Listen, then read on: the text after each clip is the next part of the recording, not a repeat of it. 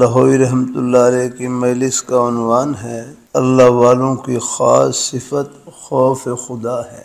اللہ والوں کی خاص صفت خوف خدا ہے جو ہر وقت ان کو رہتا ہے۔ لاہوری رحمۃ اللہ علیہ فرمائے لگے، میں اکثر کر دیا کرتا ہوں کہ یہ اجتماع دراصل اس جماعت کا ہے جو اللہ اللہ کرنے والی ہے۔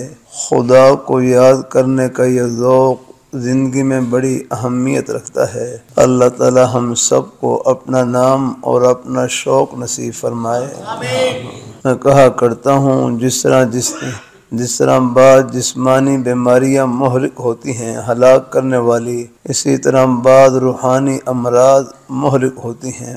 ایک مقام پر لاہوری رحمۃ اللہ علیہ فرمائے لگے، جسمانی بیماری کتنی ہی خطرناک کیوں نہ ہو، اس کی انتہا موت پر ہو جاتی ہے، لیکن بعض روحانی بیماریاں اتنی خطرناک ہوتی ہیں کہ وہ دنیا اور آخرت دونوں کو خسارے میں ڈال دیتی ہیں۔ مثلا ان میں ایک حسد کی بیماری ہے، جلنے کی بیماری، اللہ اپنی حفاظت میں رکھے۔